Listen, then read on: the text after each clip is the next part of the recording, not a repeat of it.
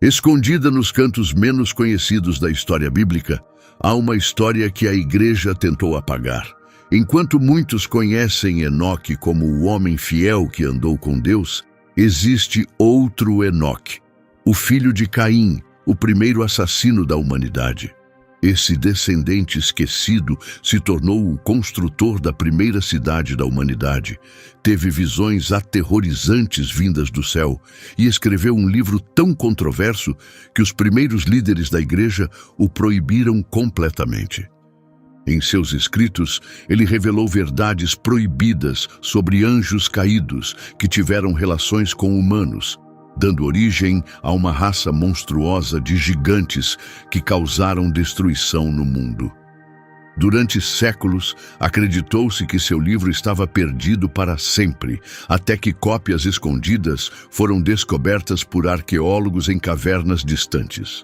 O que havia nesse manuscrito antigo que assustou tanto as autoridades religiosas? Hoje, vamos romper o silêncio e revelar as verdades perturbadoras escondidas nos escritos banidos de Enoque. Essa história começa com sangue derramado na terra e um homem fugindo de Deus. Caim acabara de cometer um ato que mudaria o mundo para sempre. Ele matou seu próprio irmão, Abel. Gênesis 4:8 descreve esse momento assustador. E Caim falou com Abel, seu irmão, e estando eles no campo, Caim se levantou contra Abel, seu irmão, e o matou. Isso não foi apenas um ato de violência. Foi a primeira vez na história que um ser humano tirou a vida de outro. Nunca antes a Terra havia testemunhado algo tão brutal entre irmãos, entre membros de uma mesma família que deveriam amar e proteger uns aos outros. Os campos onde Abel cuidava pacificamente de seus rebanhos agora estavam manchados com seu sangue. O solo, que antes recebia as ofertas de Abel a Deus, agora absorvia algo muito mais trágico: a vida de uma alma inocente. Caim ficou diante do corpo sem vida de seu irmão, provavelmente atordoado com o que havia feito. Suas mãos estavam sujas de sangue, seu coração tomado por raiva, medo e talvez o primeiro sinal de arrependimento que um ser humano já sentiu. Quando Deus veio procurar por Abel, Caim tentou esconder seu crime. Mas nada fica escondido de Deus. A conversa que veio a seguir, em Gênesis 4:9-10, revela os pensamentos de Caim. Então o Senhor perguntou a Caim: "Onde está Abel, teu irmão?" E ele respondeu: "Não sei. Sou eu o guardador do meu irmão." E Deus disse: "O que você fez? Ouça, o sangue do seu irmão clama a mim desde a terra." Até a terra pedia por justiça. O sangue de Abel clamava a Deus, pedindo respostas para esse ato horrível. Deus não perguntou porque não sabia onde estava Abel. Deus vê e sabe todas as coisas. Ele estava oferecendo a Caim uma chance de confessar, de assumir a culpa e talvez demonstrar arrependimento. Mas a resposta de Caim mostrou como seu coração estava endurecido. "Sou eu o guardador do meu irmão?"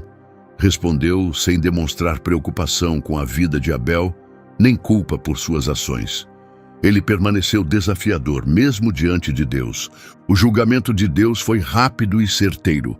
Como está escrito em Gênesis 4:11-12, o castigo se encaixava perfeitamente ao crime. "Agora você está amaldiçoado e expulso da terra que abriu a boca para receber da sua mão o sangue do seu irmão. Quando você cultivar o solo, ele não lhe dará mais sua força. Você será um fugitivo e errante na terra." Caim, que era agricultor, nunca mais teria sucesso em plantar. A terra da qual ele dependia não o ajudaria mais. O solo que absorveu o sangue inocente de Abel se tornaria um inimigo. Essa maldição era justa diante de seus atos. Caim havia cometido assassinato num campo, um lugar feito para dar vida e alimento. Agora, essa mesma terra o rejeitaria. Toda semente que tentasse plantar falharia. Toda tentativa de cultivar o solo resultaria em terra seca e sem frutos. Ele foi condenado a vagar sem destino, sem conseguir se estabelecer, destinado a viver como errante, sem lar nem paz. Mas então algo inesperado aconteceu. Diante dessa realidade dura, Caim clamou a Deus em Gênesis 4:13-14. Meu castigo é maior do que posso suportar. Hoje me expulsas da terra e estarei escondido da tua presença. Serei um fugitivo e errante pela terra, e qualquer um que me encontrar me matará. Pela primeira vez desde o crime, Caim demonstrou emoção verdadeira. Ele estava tomado pelo medo. Sabia que num mundo sem leis ou proteção, onde a justiça era pessoal e imediata, alguém certamente buscaria vingança pela morte de Abel. Era a primeira vez que Caim compreendia de verdade as consequências do que havia feito. Sua punição não era apenas o decreto de Deus, era o risco da vingança humana. Abel havia sido amado. Outros desejariam justiça por seu assassinato. E numa época sem tribunais ou juízes, justiça muitas vezes significava violência feita pelas próprias mãos. Mas a resposta de Deus mostrou algo impressionante sobre a misericórdia divina, mesmo em meio ao julgamento. Gênesis 4:17 diz: E o Senhor lhe disse, se alguém matar Caim, será castigado 7 vezes mais. Então Deus colocou um sinal em Caim para que ninguém o ferisse. Esse sinal não foi para humilhá-lo, mas para protegê-lo. Servia como aviso. Quem tocasse nesse homem enfrentaria a ira de Deus. Mas o que era esse sinal? A Bíblia não descreve sua aparência. Alguns acham que poderia ter sido uma cicatriz. Outros dizem que foi uma marca visível, talvez na testa. Seja o que for, era algo claro. Todos que vissem Caim saberiam que ele estava sob proteção divina. Era um sinal evidente. Deus já julgou esse homem. Não o toquem. Com essa marca de proteção, Caim começou sua vida de exílio. Gênesis 4:16 descreve sua partida. Então, Caim saiu da presença do Senhor e foi viver na terra de Nod, a leste do Éden. O nome Nod significa errante, e essa região desolada se tornou o novo lar de Caim. Ele deixou para trás tudo o que conhecia, sua família, sua terra e sua vida antiga. Também deixou a presença de Deus, carregando o peso do sangue de seu irmão e da marca que o diferenciava dos outros. A jornada até Nod deve ter sido dura e solitária. Caim seguiu para terras desconhecidas, levando apenas o que podia carregar, sem saber quanto tempo vagaria. A cada passo, ele se afastava da casa onde cresceu, de seus pais, Adão e Eva, e dos lugares onde um dia se sentiu seguro. A marca em seu corpo o protegia dos outros, mas não o livrava da solidão, da tristeza, nem da lembrança do que havia feito. A terra de Nod era selvagem e intocada. Não havia caminhos prontos, nem vilarejos, nem sinais de civilização. Caim teve que procurar água, caçar animais e construir abrigo com o que a natureza oferecia. Essa era uma existência bruta. Cada dia exigia esforço apenas para sobreviver, encontrar o que comer e beber para resistir até o dia seguinte. Mas mesmo nesse deserto, Caim não estava totalmente só. Gênesis 4:17 revela algo surpreendente. Caim teve relações com sua mulher, e ela engravidou e deu à luz a Enoque. Espera aí, Caim tinha uma esposa? De onde ela veio? A Bíblia não explica todos os detalhes, mas é claro que Adão e Eva tiveram outros filhos, além de Caim e Abel. Gênesis 5:4 diz que Adão viveu 800 anos depois de gerar Sete e teve outros filhos e filhas. Essas gerações viveram muito tempo e incluíram muitas pessoas. Mesmo que a Bíblia foque em Caim e Abel, a família de Adão e Eva continuou crescendo. Seus outros filhos se casaram entre si e formaram novas famílias. Quando Caim matou Abel, já havia outras pessoas na terra. Caim encontrou uma mulher entre esses descendentes, alguém que escolheu compartilhar seu exílio e recomeçar com ele. Ela deixou sua casa e sua família para acompanhar Caim até a terra de Nod. Juntos, começaram do zero, reconstruindo algo a partir do passado destruído de Caim. Talvez ela tenha enxergado algo em Caim que os outros não viam, ou talvez ela também buscasse um novo começo. O filho que nasceu deles não foi apenas mais um menino. Era Enoque, o primogênito de Caim. O nome Enoque significa dedicação ou iniciação. Caim pode ter escolhido esse nome para simbolizar o desejo de dedicar seu filho a um novo capítulo, uma nova fase nessa terra desconhecida. Ou talvez ele esperasse que a criança fizesse parte de algo maior, algo que nem ele compreendia totalmente. Talvez, no fundo, Caim quisesse que esse filho redimisse o que havia sido perdido com seu erro terrível. O nascimento de Enoque se tornou um momento marcante na vida de Caim. Pela primeira vez, desde a tragédia com Abel, Caim teve um motivo para viver além da sobrevivência. Agora, ele tinha um filho, alguém que carregaria seu nome e o legado que ele ainda poderia construir. Essa criança representava um raio de esperança, uma possibilidade de um futuro diferente e talvez até um caminho para a redenção. Ao segurar o recém-nascido nos braços, Caim provavelmente foi tomado por emoções conflitantes. Havia alegria por se tornar pai, ansiedade pelo mundo duro que seu filho enfrentaria e uma esperança frágil de que esse menino pudesse ter uma vida muito melhor do que a dele. A marca que Deus havia colocado em Caim para protegê-lo da vingança também se estenderia à sua família. Seu filho cresceria sem o medo de sofrer represálias pelo pecado do pai. Mas a história de Caim não terminou com o nascimento do filho. O mesmo versículo que menciona a chegada de Enoque também revela algo notável. Caim construiu uma cidade e deu a ela o nome de Enoque, em homenagem ao seu filho. Pense em como isso é surpreendente. Caim, que havia sido condenado a vagar pela terra, escolhido como errante, decidiu construir a primeira cidade da humanidade e deu a ela o nome do filho. Essa decisão foi uma clara resposta ao julgamento que Deus havia proferido sobre ele. Deus disse que Caim seria um fugitivo, sempre em movimento, mas Caim escolheu parar de vagar. Ele reuniu pessoas e fundou uma comunidade permanente. Suas ações diziam: talvez eu não consiga mais plantar, mas ainda posso construir algo duradouro. Posso criar um lar onde meu filho e seus descendentes possam prosperar apesar dos meus erros. Fundar uma cidade naqueles tempos antigos não era tarefa fácil. Caim precisou escolher um local estratégico, com fontes confiáveis de água, defesas naturais e materiais para a construção. Teve que convencer outros a se juntarem a esse projeto ambicioso. Foi necessário organizar o trabalho, atribuir tarefas e coordenar o esforço de muitos em direção a uma visão comum. Não se tratava apenas de um grupo de abrigos improvisados. Era uma cidade de verdade.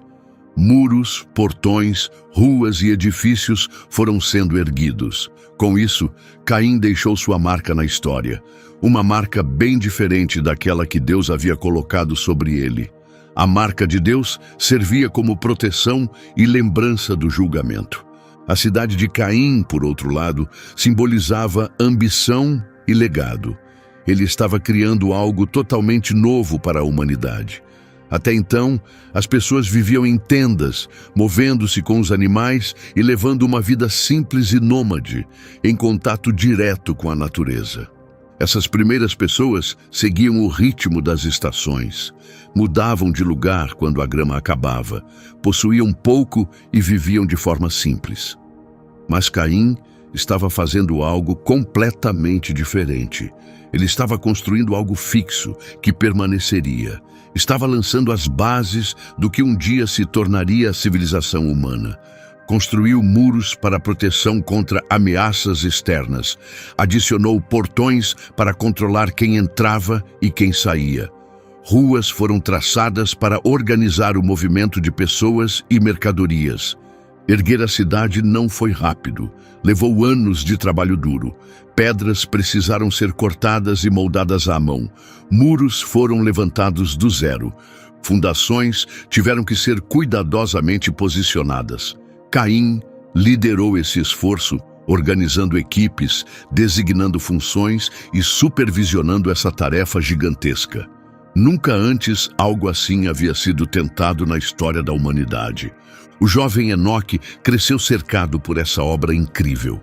Imagine ser a primeira criança criada dentro dos muros de uma cidade, enquanto em outros lugares as crianças aprendiam a pastorear ovelhas e plantar em campos abertos.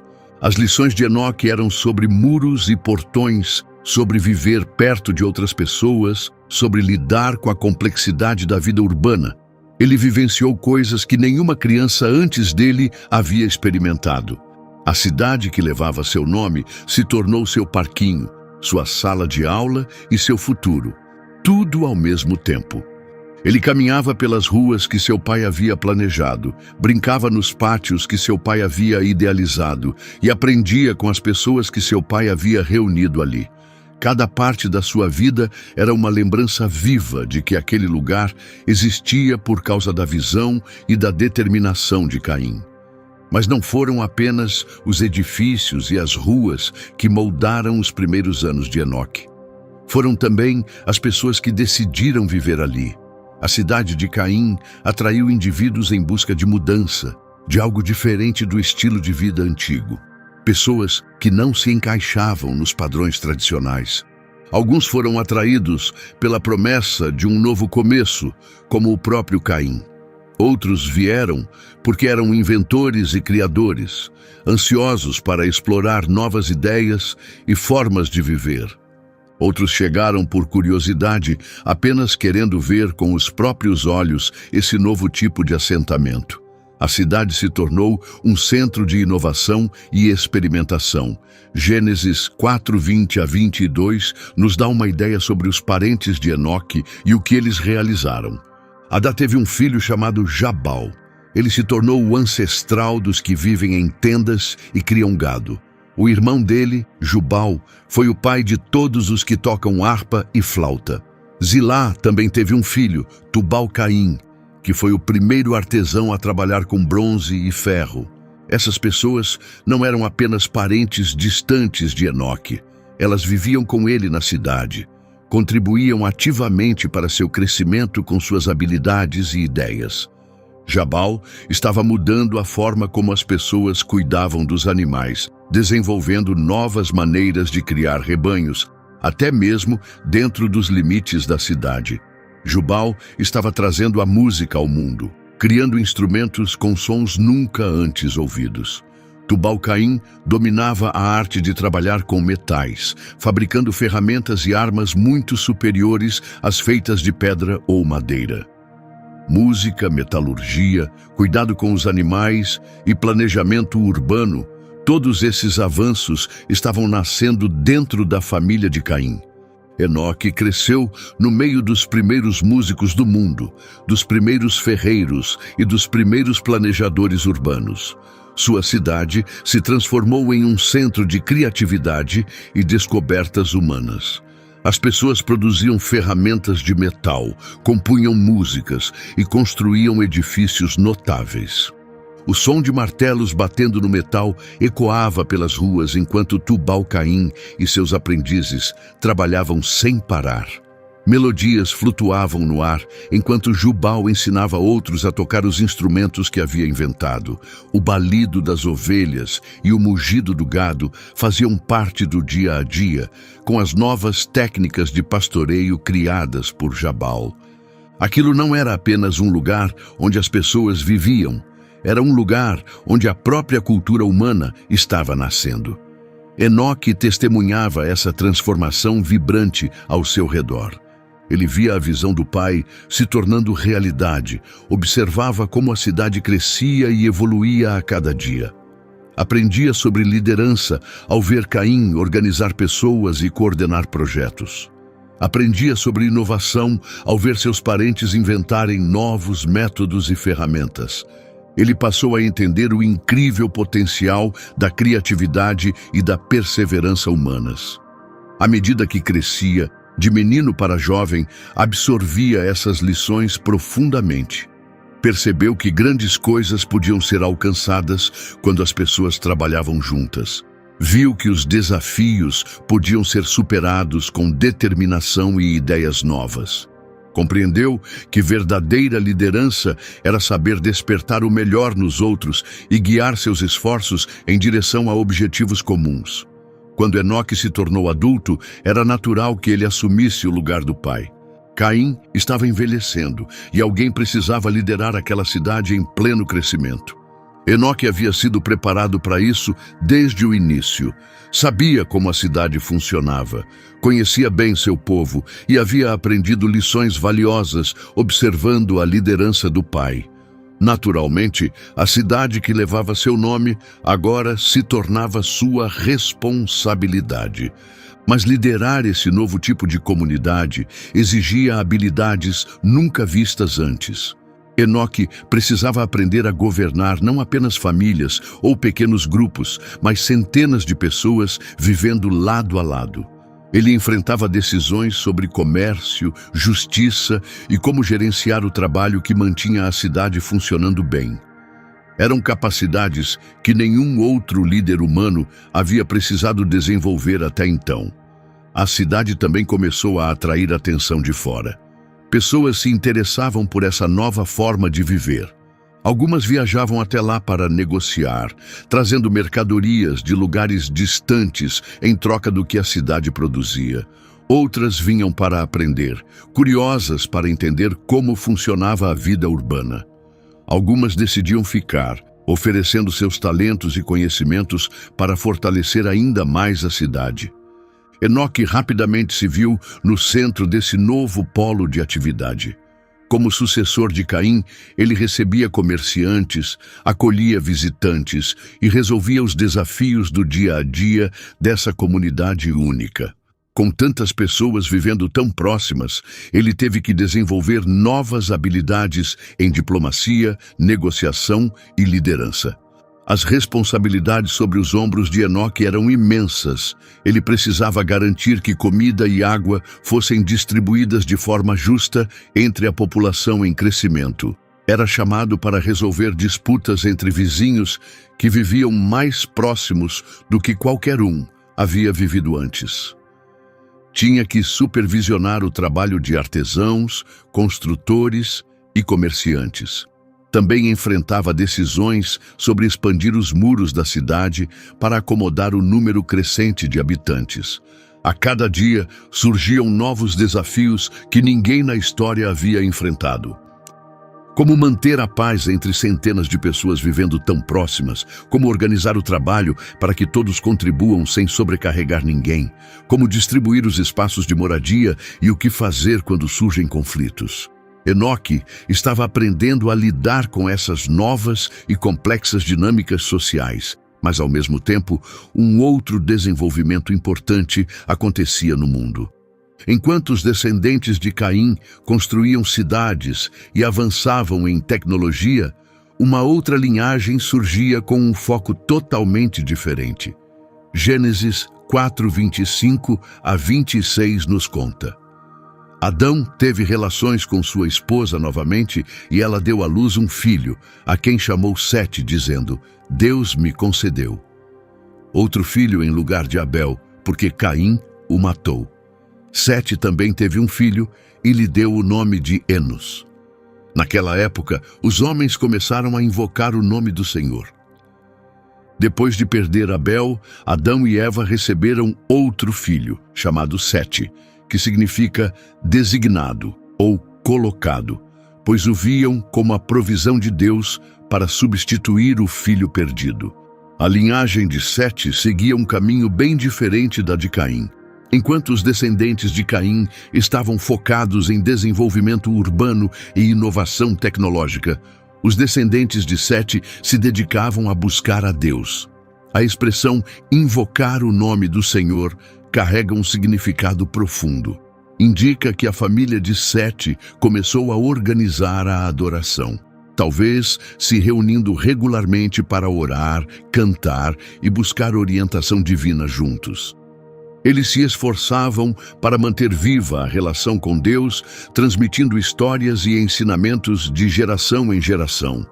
Viviam de forma mais tradicional, cuidando de rebanhos e cultivando a terra, habitando tendas e abrigos simples, mudando-se conforme as estações e as necessidades dos animais.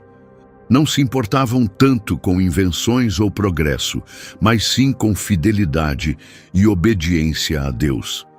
Recordavam as histórias antigas, da criação, do Jardim do Éden, da queda e da tragédia entre Caim e Abel.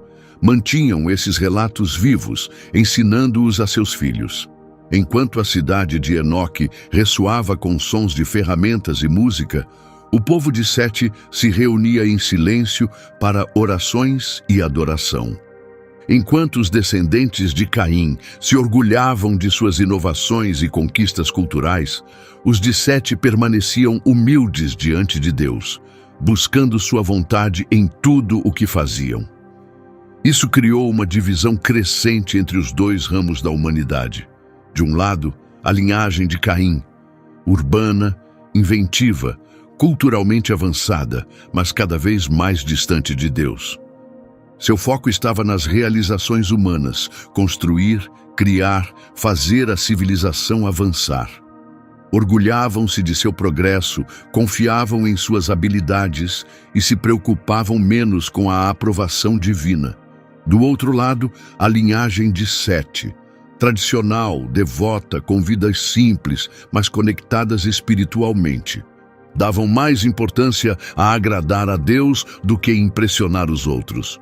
Valorizavam a fidelidade acima das conquistas, a obediência mais do que a inovação. O contraste entre eles era claro. Os descendentes de Caim erguiam cidades com altos muros e portões vigiados, criavam música e dominavam a metalurgia, mas raramente buscavam a orientação de Deus ou mencionavam seu nome. Os descendentes de Sete viviam de forma simples, viajando com seus rebanhos, mas se reuniam regularmente para orar, mantendo viva sua ligação com o Criador. Os dois grupos raramente se encontravam. A cidade de Caim ficava na terra de Nod, longe de onde a família de Sete se estabeleceu. A distância não era apenas física, era também cultural e espiritual. Cada grupo desenvolvia seus próprios valores, prioridades e visão do que significava ser humano. De vez em quando, histórias viajavam entre eles.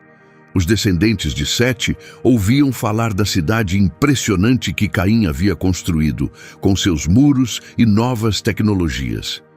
Os de Caim, por sua vez, ouviam sobre a devoção profunda dos filhos de Sete, seus estilos de vida simples e suas reuniões de adoração. Mas essas histórias muitas vezes serviam para ampliar a distância, em vez de promover compreensão. O povo de Caim via os de Sete como ultrapassados, religiosos demais e pouco interessados em progresso. Os de Sete viam os de Caim como arrogantes, desconectados de Deus e obcecados por suas próprias conquistas. Enoque se encontrava no centro dessa divisão. Era o sucessor da primeira grande cidade do mundo, liderando a sociedade mais avançada de sua época. Mas também fazia parte de uma linhagem marcada pela violência e pelo afastamento de Deus. Carregava tanto o orgulho pelas conquistas da família quanto a sombra da culpa ancestral. Ao observar sua cidade, a música, o artesanato, os edifícios imponentes, a sociedade bem estruturada, sentia orgulho do que haviam construído. A cidade que levava seu nome era prova de que a humanidade podia criar algo extraordinário, feito para durar gerações. Mas quando ouvia as histórias sobre os descendentes de Sete e sua conexão com Deus, Enoque não conseguia evitar as perguntas: o que sua família havia sacrificado em nome do progresso e da civilização? Será que ganharam tanto no mundo material apenas para perder sua base espiritual? Será que o foco nas realizações humanas os havia feito esquecer totalmente o Criador? Essas perguntas pairavam na mente de Enoque à medida que ele assumia seu papel de líder.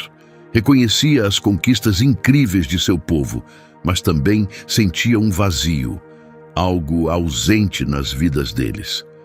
Apesar de todos os avanços, havia um espaço oco, um vazio espiritual que nenhuma invenção ou sucesso cultural podia preencher. Enoque estava diante de um cruzamento, pronto para algo extraordinário acontecer em sua vida. Embora tivesse nascido em meio ao privilégio e poder, criado no coração da maior cidade humana, preparado para liderar seu povo rumo ao futuro, também carregava o peso do passado de sua família e a tensão crescente entre progresso humano e conexão espiritual. As decisões que ele tomaria em sua liderança moldariam não apenas o próprio destino, mas o futuro da cidade que levava seu nome e o legado de toda a sua linhagem. Essa é a história de Enoque, o filho de Caim, cujos escritos seriam um dia banidos pela igreja. Algo inesperado começou a acontecer com Enoque à medida que assumia mais responsabilidades em sua cidade. Mesmo sendo parte da linhagem amaldiçoada de Caim, uma família marcada pela violência e afastamento de Deus, Enoque sentiu-se atraído por algo que seus antepassados haviam ignorado: um relacionamento com o Criador. O que começou como momentos silenciosos de contemplação, logo evoluiu para algo muito maior do que qualquer um poderia prever. Tudo começou de forma simples. Enquanto Caim e os outros líderes focavam na expansão dos limites da cidade e no avanço das tecnologias, Enoque se via lidando com perguntas mais profundas. Nas primeiras horas da manhã, ele subia nos muros da cidade, olhava para a terra de Nod e pensava sobre o Deus que seu avô Adão conhecera no Éden. Ele havia escutado as histórias antigas, passadas em sussurros e lembranças fragmentadas, sobre um tempo em que os humanos falavam diretamente com Deus. O contraste entre aquelas histórias e o modo de vida atual de sua família o incomodava. Apesar das grandes conquistas dos descendentes de Caim, Enoque não conseguia ignorar a sensação de que algo muito mais importante havia sido perdido. Eles tinham música, metalurgia, arquitetura notável e uma sociedade estruturada, mas ao conquistar tudo isso, perderam algo ainda mais valioso. Perderam sua ligação com o divino. Tornaram-se tão focados no que podiam construir com as próprias mãos que esqueceram aquele que lhes deu as mãos para criar. Gênesis 5:22 revela algo realmente extraordinário sobre o que aconteceu depois. Enoque andou com Deus depois que gerou Matusalém por 300 anos e teve outros filhos e filhas. Mas a caminhada de Enoque com Deus não começou tarde na vida. Começou muito antes, nesses momentos tranquilos de solidão, quando um jovem líder passou a buscar algo maior do que as conquistas materiais da cidade. Seu vínculo com Deus foi extraordinário, justamente porque parecia improvável. Ali estava um homem da linhagem de Caim, uma família marcada por assassinato e afastamento da presença divina. A marca da proteção de Caim ainda estava no sangue da família, lembrança constante da violência que os afastou do Criador. E mesmo assim, contra todas as expectativas, Deus se aproximou do tataraneto de Caim. Essa conexão não aconteceu de repente. Enoque não acordou um dia tendo visões ou ouvindo vozes divinas. Tudo começou de forma gradual, com uma consciência crescente durante aqueles momentos de reflexão ao amanhecer, de que ele não estava sozinho. Havia uma presença ao seu lado, algo silencioso, mas poderoso, que compreendia os fardos que ele carregava como líder, os desafios de guiar seu povo. A primeira verdadeira revelação surgiu durante um período especialmente difícil para a liderança da cidade. Um conflito sério havia estourado entre vários grupos de artesãos, e nenhuma das soluções habituais funcionava. Enquanto Enoque lutava para trazer paz, ele fez algo que sua família não fazia havia gerações. Ele orou, não a ídolos, nem às obras humanas, mas ao Deus de seus antepassados. E o que aconteceu a seguir mudou tudo. Quando Enoque pediu a Deus sabedoria para liderar com justiça, as respostas começaram a vir de formas que ele não conseguia explicar. Problemas complexos, de repente, se tornaram claros. Ele sabia como falar aos corações irritados de um modo que os acalmava. Sua liderança passou a refletir uma sabedoria profunda e inesperada, que surpreendia até os anciãos da cidade. As pessoas logo perceberam que havia algo diferente em Enoque. Suas decisões como líder tornaram-se consistentemente sábias e justas. Ele parecia compreender as necessidades dos outros com uma clareza que ia além da percepção humana comum. Quando surgiam disputas, encontrava soluções que traziam paz. Quando alguém o procurava em busca de consolo, ele sempre tinha as palavras certas. Mas os acontecimentos mais impressionantes ocorreram durante seus momentos de oração e reflexão. Enoque começou a ter o que só poderiam ser chamadas de visões divinas. Não eram sonhos nem fruto de imaginação. Eram percepções nítidas, revelando coisas além das fronteiras da cidade. Através dessas visões, ele passou a perceber um mundo espiritual coexistindo com o mundo que sempre conhecera. A primeira visão aconteceu enquanto ele orava pedindo direção sobre o destino da cidade. Sem aviso, sua percepção se expandiu além dos muros de pedra. Sentiu-se vendo a terra de um ponto impossível para qualquer ser humano. Observava as forças espirituais moldando os acontecimentos humanos, um reino invisível onde anjos agiam e os planos divinos se realizavam. Era como se seus olhos tivessem sido abertos para outro nível da realidade. O mundo físico continuava o mesmo, as ruas, os edifícios, as pessoas. Mas agora ele também percebia o reino invisível entrelaçado com o mundo material. Viu anjos andando silenciosamente entre as pessoas, guiando pensamentos e influenciando decisões. Viu orações subindo como fumaça perfumada. Viu batalhas ocultas sendo travadas pelas almas dos homens e mulheres. Nessas primeiras visões, Enoque encontrou seres de luz e poder, anjos a serviço do Altíssimo. Não eram criaturas temíveis, como muitos imaginavam. Para Enoque, apareciam como mensageiros de paz e sabedoria, enviados para orientá-lo. No início, os encontros eram breves. Uma figura brilhante surgia durante suas orações, oferecendo palavras de esperança e conselhos para sua liderança. Esses seres respondiam às perguntas que inquietavam o coração de Enoque, ensinando-o sobre justiça, compaixão e o equilíbrio entre esforço humano e obediência à vontade divina. O primeiro anjo a se aproximar apresentou-se como mensageiro do Altíssimo. Disse que Enoque havia sido escolhido para um propósito especial, que seria revelado com o tempo. Esse anjo, chamado Uriel, tornou-se o principal mentor e companheiro espiritual de Enoque. Uriel ensinou-lhe sobre a verdadeira natureza da oração e como distinguir seus próprios pensamentos da voz de Deus. Mostrou como acalmar a mente e o coração para ouvir com clareza. Esses ensinamentos iniciais prepararam Enoque para revelações ainda maiores. À medida que sua consciência espiritual crescia, as visões também se ampliavam. Os anjos começaram a conduzi-lo em jornadas além da razão humana. Embora seu corpo permanecesse em seus aposentos ou nos muros da cidade, seu espírito viajava por reinos jamais vistos por mortais. A primeira dessas jornadas encheu Enoque de admiração e temor. Sentiu-se elevado do chão e levado pelos céus em grande velocidade. Abaixo, a terra parecia um mapa gigante, revelando terras e povos que ele nunca imaginara.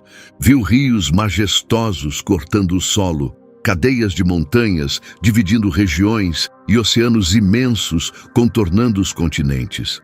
Essas viagens espirituais iam além de qualquer descrição. De maneira difícil de explicar, Enoque atravessava dimensões além do mundo físico. Contemplou o trono do Todo-Poderoso, viu multidões de anjos em adoração e testemunhou a harmonia cósmica que sustentava a criação. Em uma jornada especialmente marcante, Enoque foi levado até o que parecia ser a fronteira da existência. Viu os fundamentos da terra, os pilares do céu e os depósitos celestiais onde se guardavam a neve e o granizo.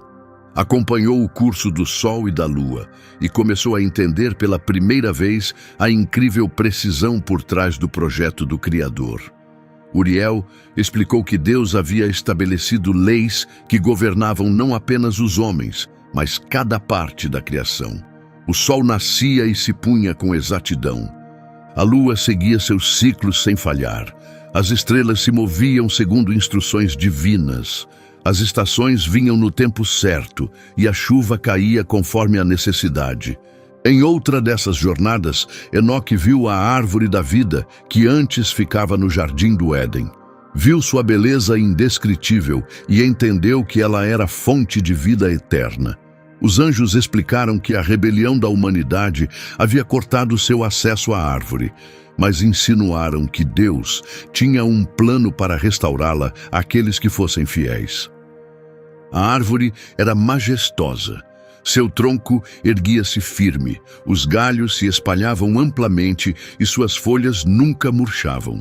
Os frutos brilhavam com uma luz suave, e Enoque sentia a energia vital que carregavam.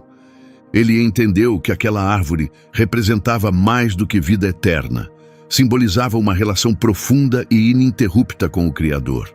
Mas talvez as revelações mais impactantes vieram quando Enoque conheceu os vigilantes.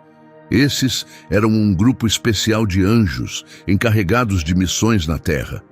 O livro que um dia levaria o nome de Enoque descreve esses seres com detalhes. Através das visões, Enoque compreendeu a importância de suas tarefas no reino invisível. Os vigilantes foram designados para observar e orientar a humanidade. Receberam conhecimento sobre os mistérios da criação, os movimentos dos céus, as propriedades das plantas e minerais, as artes da cura e da construção. Sua missão era ajudar o ser humano a crescer e se desenvolver, mantendo a fidelidade ao Criador. No início, cumpriram suas funções com dedicação. Ensinavam as pessoas como plantar, cuidar dos animais e fabricar ferramentas úteis. Guiavam os humanos com respeito a Deus, ajudando-os a prosperar. Atuavam como ponte entre o céu e a terra, ensinando às pessoas seu papel na criação divina. Mas algo deu terrivelmente errado com alguns desses vigilantes. Nas visões, Enoque viu como certos anjos passaram a desejar o que lhes era proibido. Olharam para as mulheres humanas e as acharam belas. Um desejo por prazeres físicos tomou seus corações, mesmo que tais desejos não fossem próprios para seres como eles. Gênesis 6:2 menciona isso ao dizer que os filhos de Deus viram que as filhas dos homens eram formosas e tomaram-nas por esposas. Mas as visões de Enoque revelaram a verdade completa sobre esse evento. Esses vigilantes caídos não apenas se casaram com mulheres humanas, também revelaram conhecimentos proibidos à humanidade. Esse conhecimento, por si só, não era maligno, mas foi transmitido de forma errada, no momento errado. Ensinaram as pessoas a fabricar armas, praticar magia e usar cosméticos e joias que estimulavam a vaidade e o orgulho. Deram à humanidade habilidades que ela ainda não sabia usar com sabedoria. Enoque viu como tudo começou com apenas alguns vigilantes que decidiram desobedecer. Liderados por um chamado Senjasa, fizeram um pacto para descer à terra e tomar esposas humanas. Convenceram-se de que se todos pecassem juntos, nenhum deles seria punido sozinho. 200 vigilantes participaram desse ato de rebeldia, cada um escolhendo uma mulher para se casar. Mas o erro deles não terminou nessas uniões proibidas. Eles começaram a competir entre si para ver quem compartilhava os segredos mais extraordinários com a humanidade. Azazel ensinou as pessoas a forjar espadas, facas, escudos e armaduras. Mostrou como trabalhar os metais para produzir armas muito mais perigosas do que qualquer coisa já conhecida. Baraquel ensinou astrologia, incentivando o uso dos astros para propósitos distorcidos. Cocabel revelou como criar sinais e prever presságios. Chazaquiel ensinou a ler as nuvens e prever o clima, mas com intenções egoístas. Enoque viu, em suas visões, como esse conhecimento proibido se espalhou pelo mundo. Ele viu como isso levou à corrupção, afetando não apenas indivíduos, mas sociedades inteiras. As pessoas usaram esse conhecimento para fins egoístas e destrutivos. Construíram armas para ferir, praticaram feitiçaria para enganar e controlar, e se tornaram obcecadas por beleza e posses materiais. As habilidades de trabalhar com metal, que poderiam ter sido usadas para criar ferramentas agrícolas ou construir moradias, foram usadas principalmente para fazer armas. O conhecimento das estrelas, que deveria inspirar admiração pela criação de Deus, foi distorcido em astrologia e adivinhações. As artes de criar cosméticos e joias, que poderiam expressar beleza de maneira inocente, passaram a fomentar vaidade e orgulho, criando divisões sociais. Os filhos nascidos da união entre os vigilantes e as mulheres humanas foram chamados de Nefilim. Eram gigantes, com traços tanto humanos quanto angelicais. Cresciam com força e tamanho impressionantes, mas também herdavam os desejos corrompidos de seus pais. Tornaram-se violentos, usando seu poder para dominar e espalhar medo entre as pessoas comuns. Os Nefilim não eram apenas fortes fisicamente. Eram também altamente inteligentes, graças ao conhecimento herdado dos pais angelicais. Isso os tornava ainda mais perigosos, pois combinavam força extrema com estratégias de guerra, manipulação e dominação. Fizeram-se reis sobre as sociedades humanas, exigindo tributos e até sendo adorados como deuses.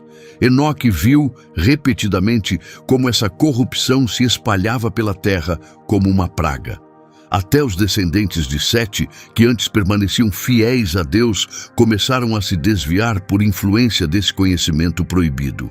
Até mesmo alguns descendentes de Caim, já afastados de Deus, tornaram-se ainda mais corruptos. Enoque viu cenas de violência e maldade que partiram seu coração. Observou a humanidade se voltando uns contra os outros, derramando sangue com as armas recém-criadas. Viu pessoas sendo enganadas pela feitiçaria, trocando a verdade pela mentira. Percebeu como a obsessão com aparência e riqueza destruía os relacionamentos simples e felizes que antes existiam. Mas a visão mais assustadora veio quando Enoque viu como Deus responderia a essa corrupção crescente. O Criador, que havia formado a humanidade com tanto cuidado e esperança, ficou profundamente entristecido com o que o ser humano havia se tornado. A maldade na terra era tão grande que o julgamento de Deus não podia mais ser adiado. Gênesis 6, 5-7 expressa essa dor claramente. E o Senhor viu que a maldade do homem havia se multiplicado sobre a terra, e que todos os pensamentos de seu coração eram continuamente maus. Então o Senhor arrependeu-se de ter feito o homem na terra, e isso cortou-lhe o coração. E disse: destruirei da face da terra o homem que criei. Enoque viu o dilúvio muito antes dele acontecer. Viu nuvens escuras se formando, as águas profundas irrompendo e as inundações cobrindo o mundo. Assistiu a tudo, inclusive a sobrevivência de apenas uma família, Noé e sua casa, por terem permanecido fiéis a Deus, mesmo em meio ao mal. As visões que Enoque recebeu sobre o julgamento que viria eram assustadoras, mas ele compreendia seu propósito. Sabia que a decisão de Deus em purificar a terra não vinha da raiva, mas do amor. Um amor baseado na esperança de que a humanidade ainda pudesse se redimir. O dilúvio destruiria os Nefilim, quebraria a influência dos vigilantes caídos e permitiria um recomeço.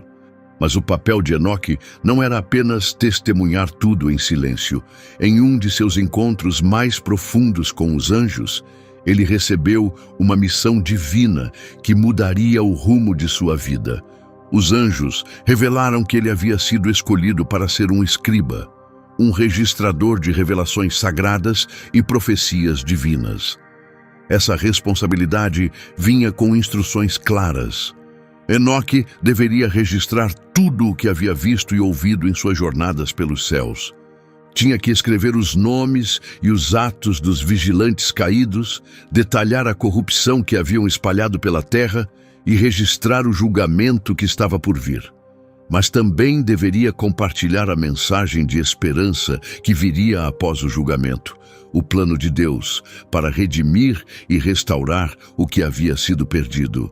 Era uma missão monumental. Como palavras humanas poderiam descrever as maravilhas dos reinos celestiais? Como capturar a majestade do trono de Deus ou o canto de incontáveis anjos? Como explicar as leis cósmicas que sustentam a criação? Mas os anjos deram a Enoque ajuda sobrenatural. Ensinaram não só o que escrever, mas como escrever. Revelaram símbolos e linguagens capazes de transmitir verdades espirituais profundas. Concederam-lhe conhecimento muito além de tudo que ele aprendera na cidade de Caim. Até o ato de escrever se tornou um milagre. Quando Enoque se sentava com suas ferramentas, as palavras fluíam como se guiadas por uma força maior. Escrevia sobre coisas que nunca aprendera, descrevia lugares que nunca vira, e explicava mistérios espirituais além do entendimento humano comum. Por meio de sua função como escriba divino, Enoque entendeu que sua missão tinha um significado muito maior do que ele mesmo. Não escrevia apenas para sua geração, mas para pessoas que viveriam muito tempo depois. Os anjos explicaram que seus escritos seriam preservados para orientar as gerações futuras. Mas talvez o aspecto mais extraordinário de sua missão fosse o papel de ponte entre os anjos e a humanidade. Como Deus havia escolhido Enoque para andar perto dele, apesar de sua origem na linhagem de Caim, ele tinha uma visão rara da pureza divina e da fraqueza humana. Isso fazia dele o mensageiro ideal entre o céu e a terra. Os vigilantes caídos, que haviam trazido ruína sobre si e sobre a humanidade, desejavam alcançar Deus em seu estado desesperador. Mas sua rebelião os havia separado da presença divina, impedindo-os de se aproximarem do trono de Deus por conta própria. Em desespero, eles recorreram a Enoque, implorando para que ele intercedesse por eles. Segundo o livro de Enoque, esses anjos caídos pediram que ele escrevesse uma petição a Deus em seu nome, pedindo perdão e uma chance de restauração. Reconheceram que haviam feito mal ao desviar a humanidade e causar o julgamento sobre a terra. Esperavam que por meio de alguém ainda em contato com Deus pudessem alcançar misericórdia. Enoque aceitou levar seu pedido, não porque aprovasse suas ações, mas porque reconhecia o valor da misericórdia e da esperança de redenção. Com a petição em mãos, Enoque apresentou o pedido durante uma de suas visitas aos céus. A resposta que recebeu foi clara e definitiva. Deus confirmou a culpa dos vigilantes e a necessidade de punição. O estrago que haviam causado na terra era grande demais para ser ignorado, e o castigo era plenamente justificado. No entanto, Deus também revelou um plano maior de redenção, não para os vigilantes caídos, mas para as pessoas que eles haviam influenciado. Isso ensinou a Enoque verdades profundas sobre justiça e misericórdia, sobre como escolhas trazem consequências e como a redenção ainda pode gerar esperança. Ele compreendeu que o perdão de Deus está disponível para aqueles que sinceramente se arrependem, mas que certas consequências ainda precisam se cumprir. Os vigilantes receberiam sua sentença, mas a humanidade teria, com o tempo, uma nova chance. E enquanto Enoque continuava sua missão como mensageiro e escriba, algo notável começou a se revelar. Os anjos começaram a falar de algo nunca antes ouvido na história humana. Sugeriam que um futuro único aguardava Enoque, algo que o tornaria diferente de qualquer outro ser humano. A promessa revelada parecia quase inacreditável. Enoque não enfrentaria a morte como as outras pessoas. Em vez disso, seria levado diretamente da vida na terra para o reino celestial. Seu corpo seria transformado e ele viveria com Deus para sempre. Essa promessa não foi dada como recompensa por suas ações, mas como um sinal do poder e da bondade de Deus. Mostrava que o Criador podia até mesmo romper a maldição da morte, que havia entrado no mundo por meio da desobediência de Adão.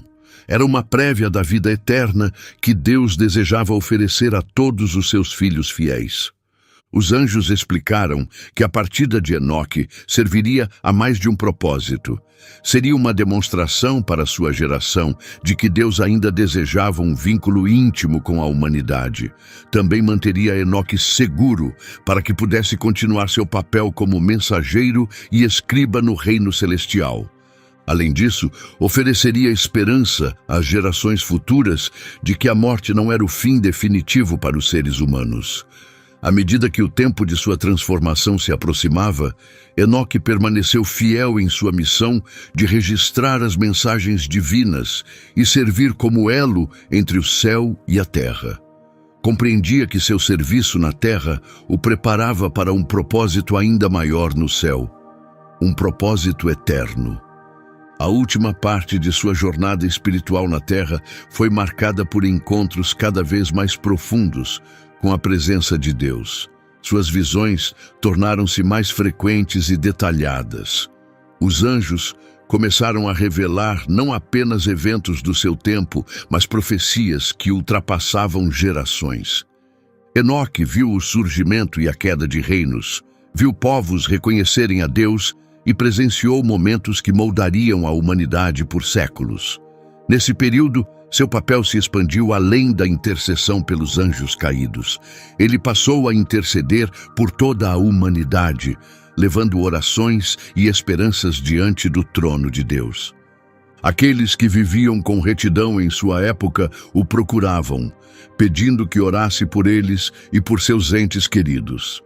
Todos sabiam que Enoque tinha uma conexão com Deus que nenhum outro possuía.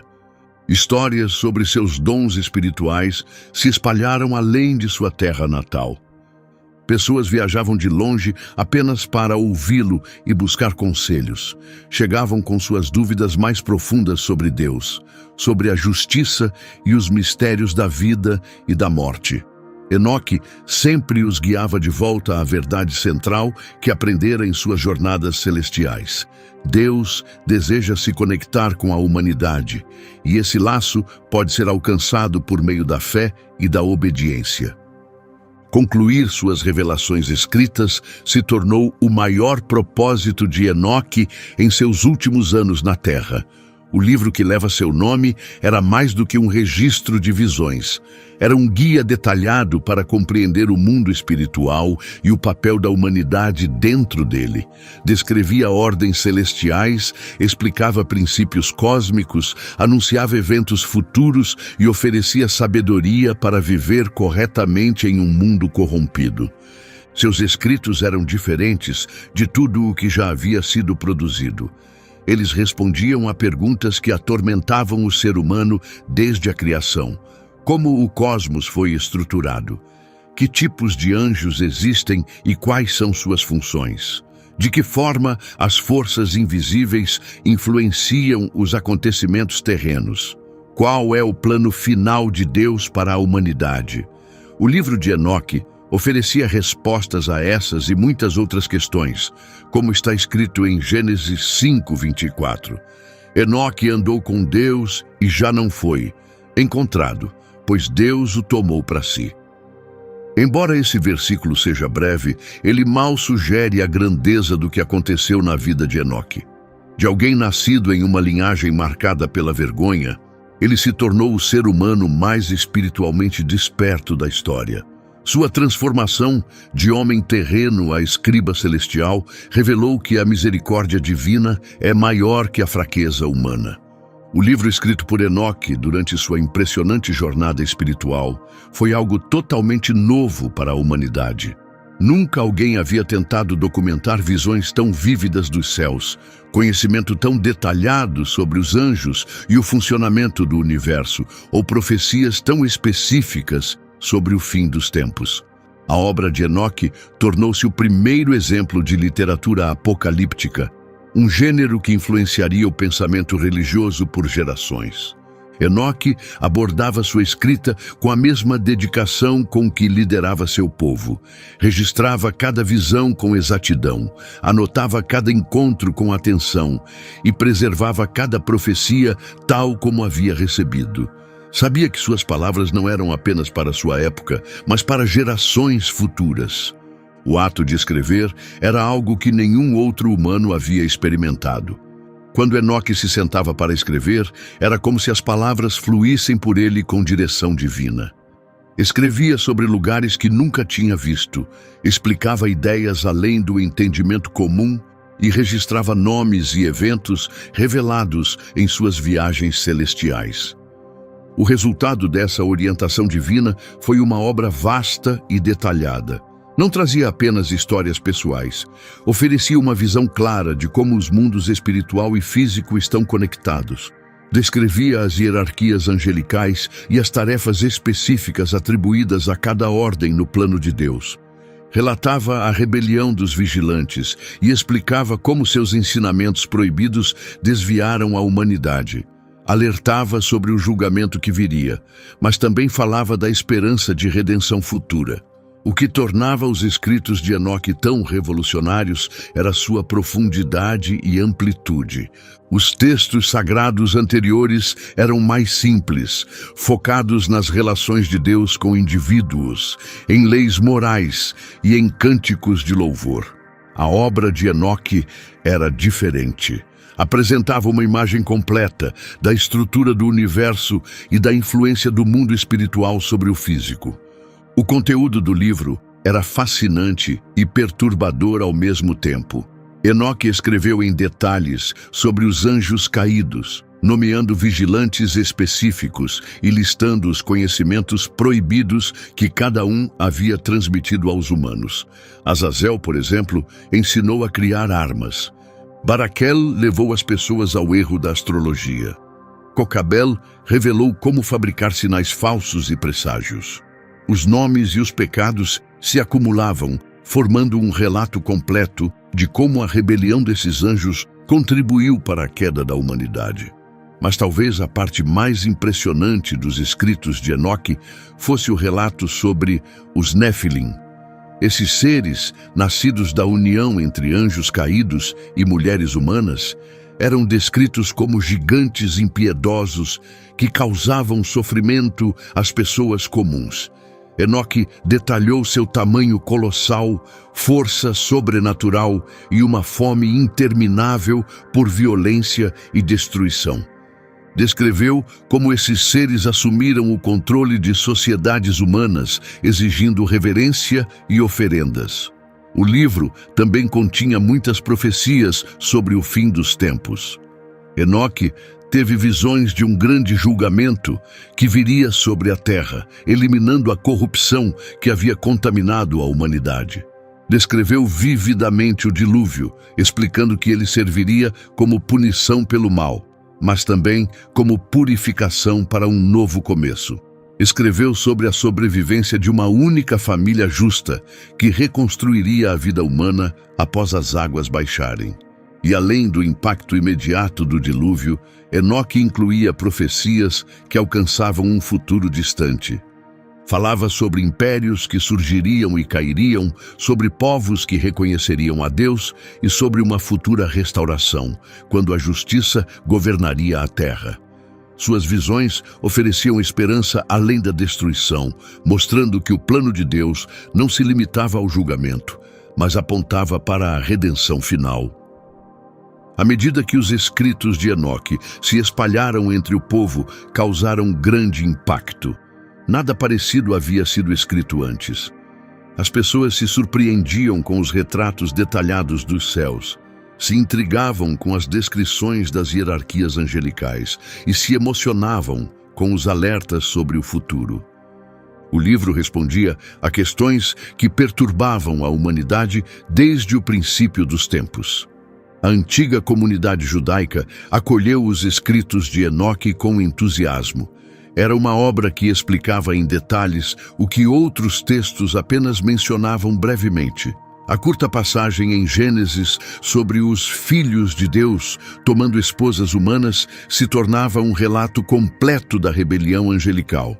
A referência misteriosa aos gigantes na terra era esclarecida com as descrições dos Néfilim. Mestres e estudiosos judeus passaram a estudar o livro com atenção, encontrando nele respostas para os maiores mistérios da fé. Os escritos ajudavam a compreender por que o mal era tão presente, como forças invisíveis moldavam os acontecimentos e qual era o propósito final de Deus para a humanidade. Tornou-se um texto precioso, copiado e preservado com devoção. O livro de Enoque foi especialmente importante para os judeus em tempos de sofrimento e opressão. Quando enfrentavam governos estrangeiros ou se perguntavam por que os inocentes sofriam enquanto os maus prosperavam, as palavras de Enoque ofereciam direção.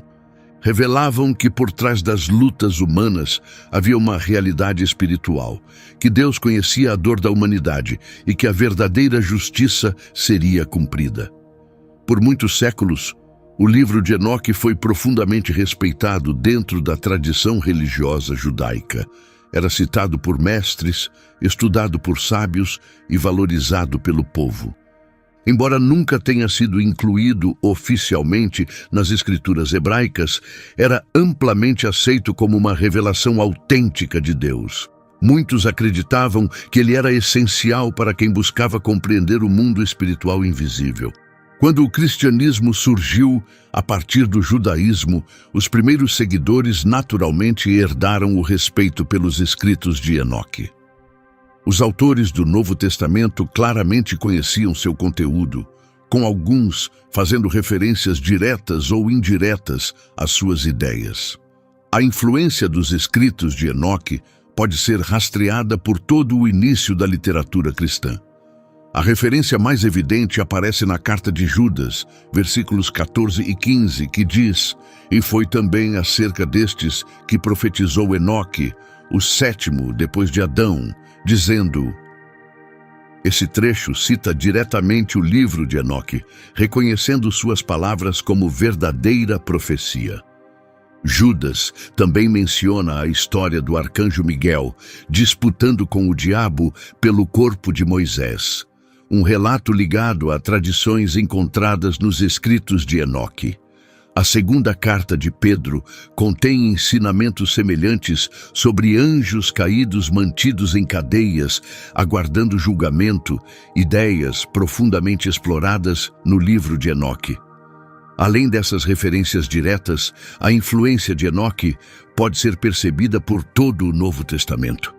Os ensinamentos detalhados sobre anjos nas cartas de Paulo, os temas de batalhas cósmicas no Apocalipse e até as palavras de Jesus sobre o Filho do Homem refletem ideias plenamente desenvolvidas nos escritos de Enoque. Os primeiros líderes e escritores cristãos deram continuidade a essa tradição de valorização do livro de Enoque. Figuras como Justino Mártir, Irineu e Clemente de Alexandria consideravam-no uma obra espiritual valiosa. Eles o citavam em seus sermões, mencionavam suas revelações sobre mistérios espirituais e incentivavam seus seguidores a lê-lo para compreender questões teológicas complexas. O livro de Enoque era especialmente querido por cristãos primitivos que buscavam entender a dimensão cósmica de sua fé. Ele oferecia clareza sobre o motivo da batalha espiritual entre o bem e o mal. sobre como a vitória de Cristo estava conectada aos conflitos angelicais e o que o futuro reservava tanto para a humanidade quanto para o mundo espiritual. Muitas comunidades cristãs primitivas guardavam o livro ao lado de outros textos sagrados. Nos primeiros séculos da Igreja, os escritos de Enoque eram amplamente aceitos e respeitados. Foram copiados para várias línguas, estudados por eruditos e citados por mestres religiosos. Para muitos fiéis, o livro era essencial para entender o propósito mais amplo da criação divina. Suas revelações detalhadas pareciam oferecer a base necessária para compreender tanto o Antigo quanto o Novo Testamento. No entanto, à medida que o cristianismo foi se tornando mais estruturado e institucional, surgiram debates sobre quais livros deveriam ser considerados escritura oficial. As autoridades da Igreja começaram a estabelecer critérios formais para decidir quais textos deveriam estar no cânon bíblico e quais seriam tratados como obras secundárias. Foi nesse período que o livro de Enoque passou a ser examinado mais de perto. As primeiras dúvidas não se concentravam em seus ensinamentos, mas sim na autoria.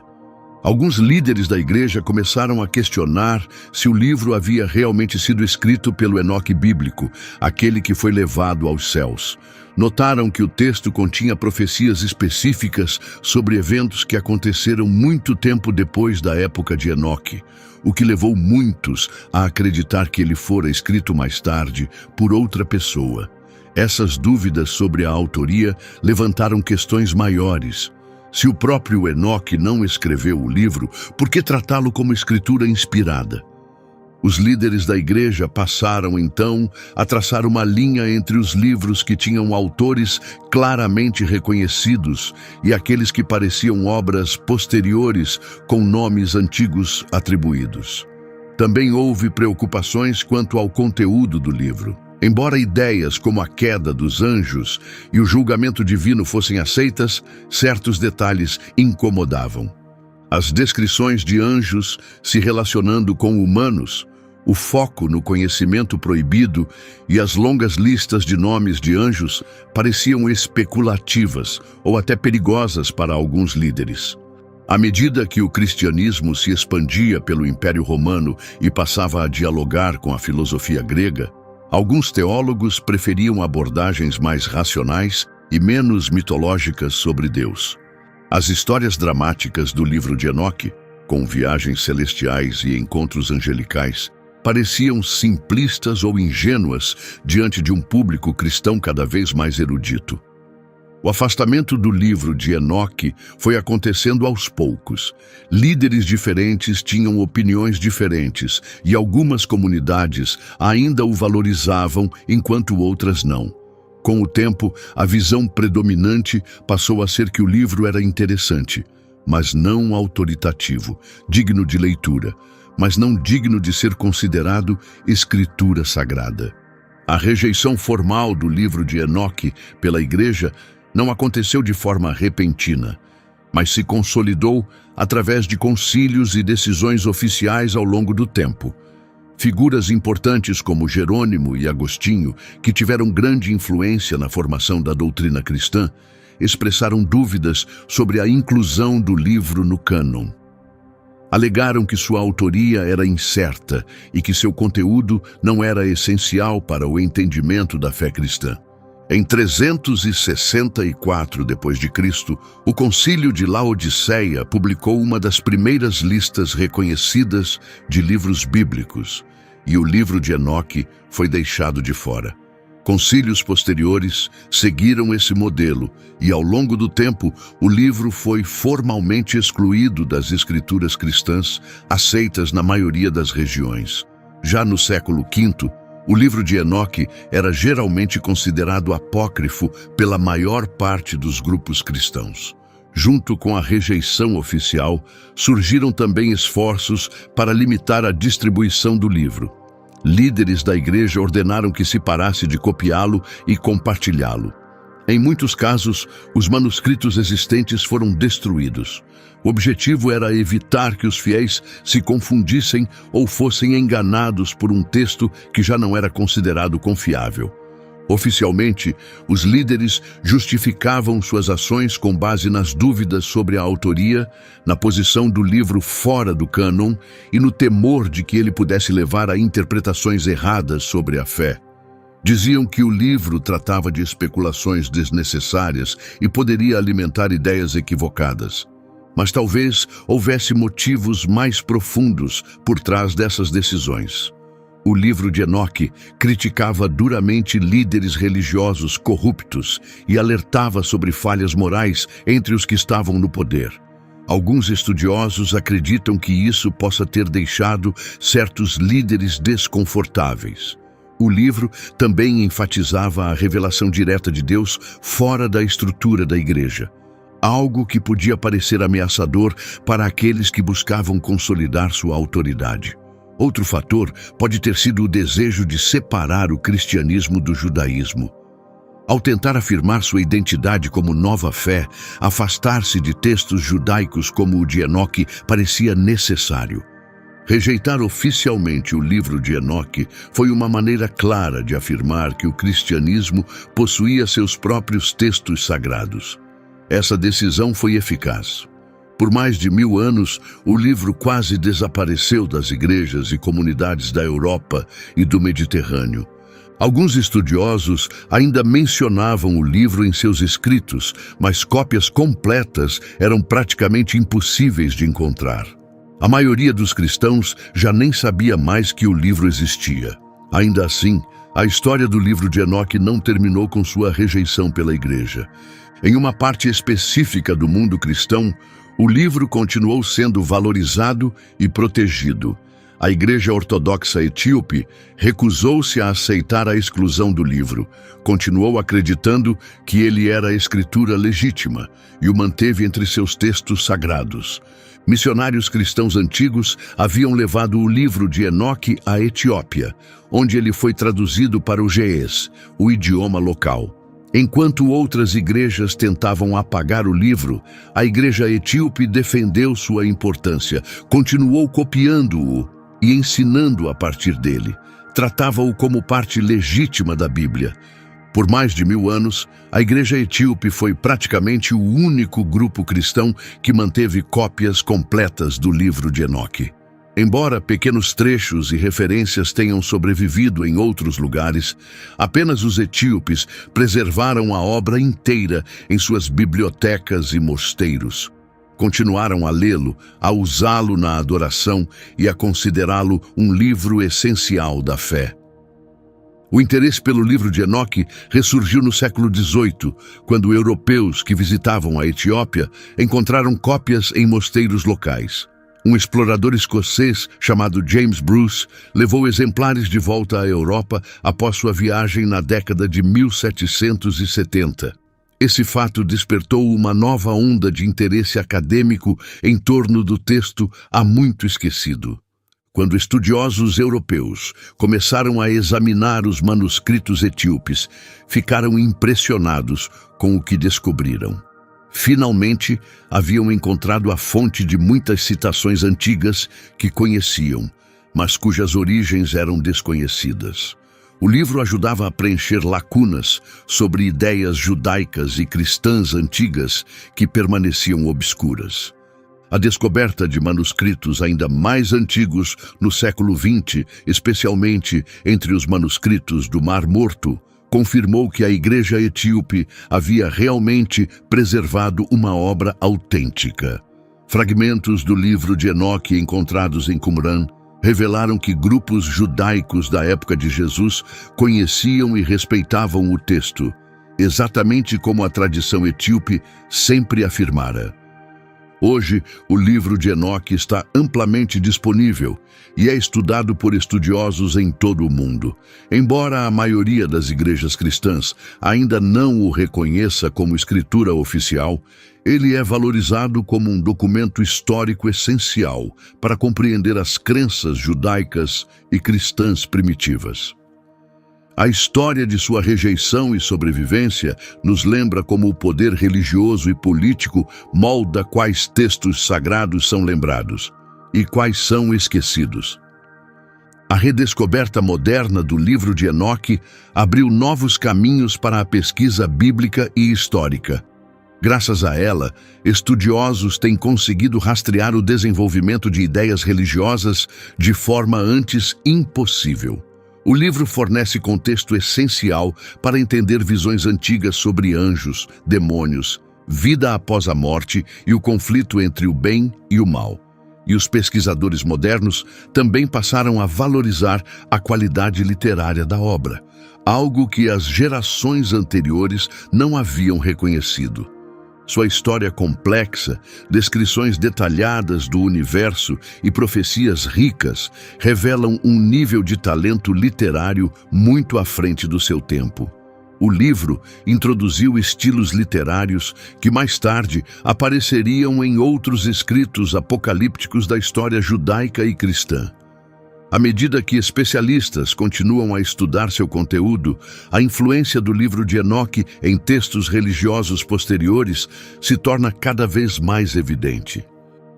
Muitos temas e imagens presentes em escritos judaicos e cristãos posteriores têm origem em ideias que foram exploradas pela primeira vez de forma completa no livro de Enoque.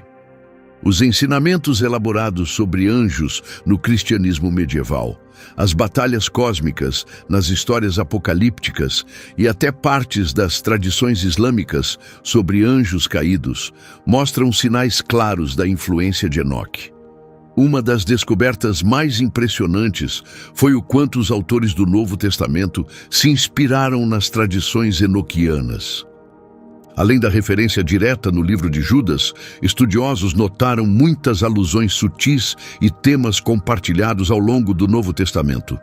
A maneira como Jesus se refere a si mesmo como o Filho do Homem, as menções de Paulo sobre poderes espirituais e as visões cósmicas do Apocalipse mostram familiaridade com ideias detalhadas nos escritos de Enoque. A redescoberta do livro de Enoque também trouxe uma nova compreensão sobre a diversidade dentro do cristianismo primitivo. Ficou claro que as primeiras comunidades cristãs eram muito mais diversas em crenças e práticas do que as tradições da igreja posterior costumavam sugerir. Diferentes grupos cristãos seguiam livros sagrados distintos, davam ênfase a diferentes ensinamentos e viviam a fé de maneiras variadas. A rejeição do livro de Enoque foi parte de um esforço maior que permitiu que uma forma específica de cristianismo ganhasse domínio, enquanto outros ramos foram deixados de lado. Esse ponto de vista histórico abriu debates importantes sobre como a autoridade religiosa é construída e como são tomadas decisões sobre textos sagrados. A história do livro de Enoque mostra como instituições humanas, influenciadas por política e cultura, ajudam a determinar quais escritos religiosos são lembrados e quais são esquecidos.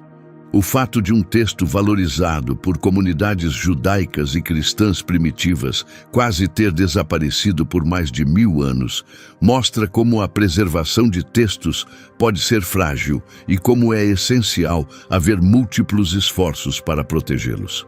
A dedicação da igreja etíope em guardar o livro de Enoque também chamou atenção para o papel fundamental que grupos religiosos menores e muitas vezes ignorados podem ter na proteção de tradições antigas. Enquanto a igreja dominante tentava apagar o livro, os cristãos etíopes permaneceram fiéis a ele, tratando-o como escritura autêntica. Graças ao compromisso deles com essa obra antiga, foi possível redescobri-la nos tempos modernos, junto com novas interpretações acadêmicas. O fácil acesso atual ao livro de Enoque também despertou novo interesse por suas ideias espirituais e teológicas. Muitos leitores modernos ficam fascinados com suas descrições vivas de mundos espirituais, relatos de batalhas cósmicas e profecias sobre o futuro. Embora a maioria das grandes igrejas cristãs ainda o rejeite como parte oficial da Bíblia, muitas pessoas o consideram valioso para aprofundar a compreensão dos temas bíblicos e enriquecer sua visão espiritual.